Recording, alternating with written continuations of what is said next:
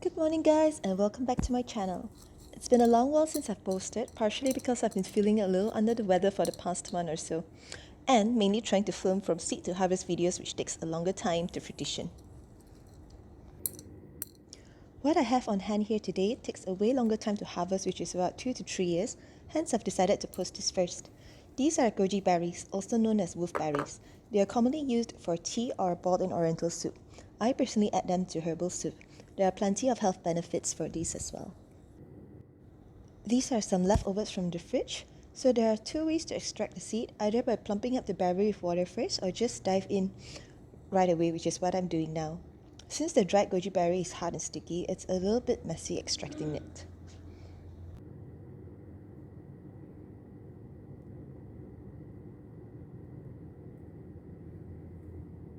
This will be the aftermath once you extract it, so remember to clean the seeds after that.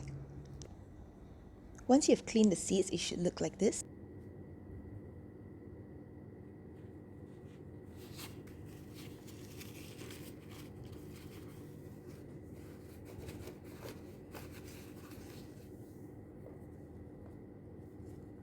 Place a couple of paper towels inside a plastic container and put the seeds on top of it.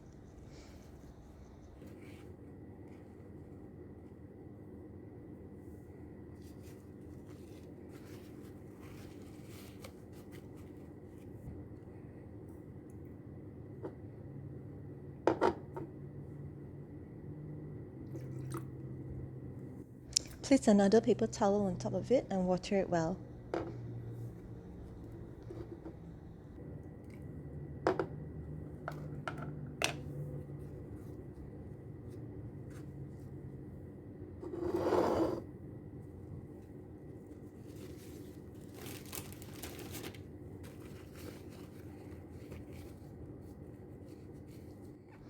Once you're done, gently pat it down and seal the plastic container.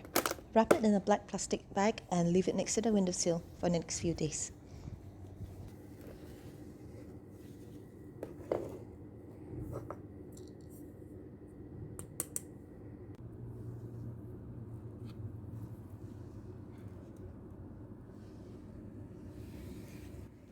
Today is the 26th of January, third day since I've started, and I'm about to check on the gojiberry seeds.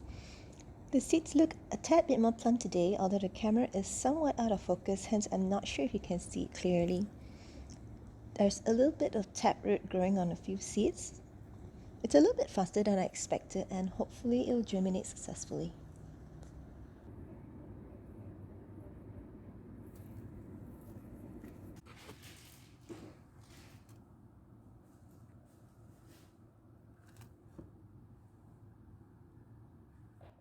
Today is the 31st Jan, a week since I've started this project.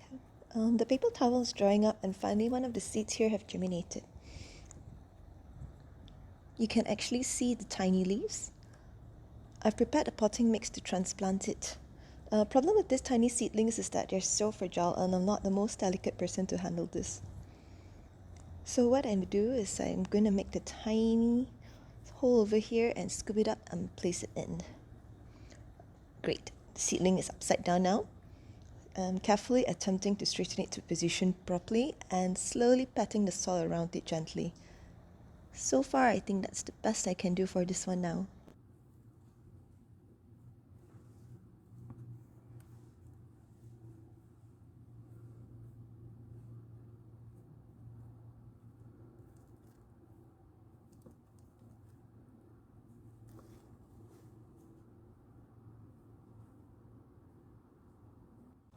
Okay, I'm on to the second one. This one is thankfully easier and I'm slowly getting the hang of it. Again, patting the soil around it gently.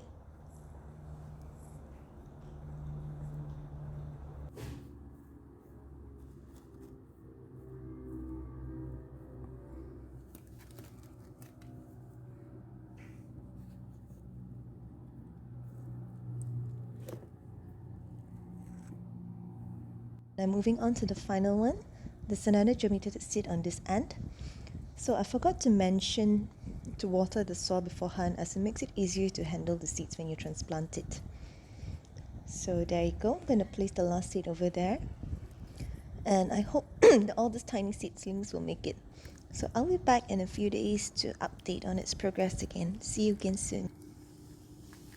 So as for the rest of the seeds, I'm just going to leave it in a plastic container to see if the rest germinate as a backup seedling plant.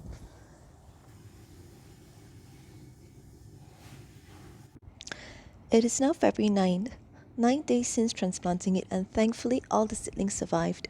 They remind me of a mini version of Chilli seedlings because of its resemblance. But anyway, it's so tiny, so you must be careful to water around it to avoid drowning the seeds. Once they grow bigger, I'll probably separate them into individual pots, but since it's still small for now, this should do.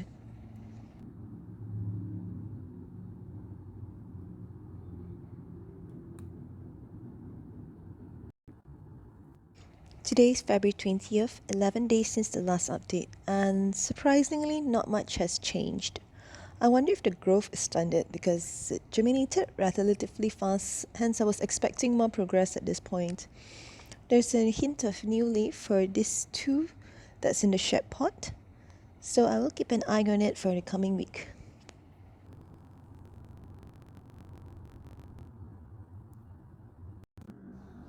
Today is 2nd March, 10 days since the last update, and still not much of a progress. This one seems to be doing a bit better. The third leaf has grown, whereas the other two seems to be stagnant or have found the secret to eternal youth. It's not dead, but just frozen in time for 3 weeks or so. I'm going to add a bit of fertilizer to see if it helps, as that has helped my tomato seedlings when I was stuck at phase 1, so hopefully that will work. Today is the 25th March and close to 3 weeks since the fertilizer attempt, and I'm so glad to update that it has done the trick. One seedling died, but it's alright because I have 3 survivors, and most importantly, they're out of their stagnant stage. The leaves are green and healthy, resemble a mini bush, so I can't wait for it to start fruiting later on.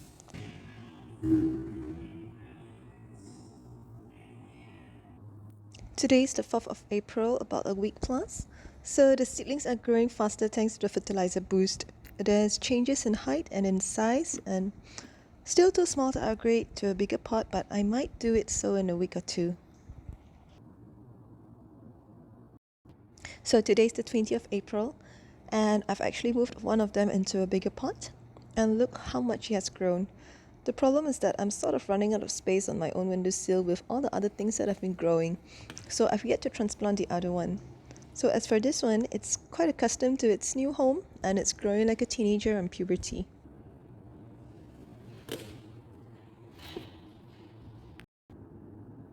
So today is the 28th April, a week plus since the last update and 3 months since I've started the seeds.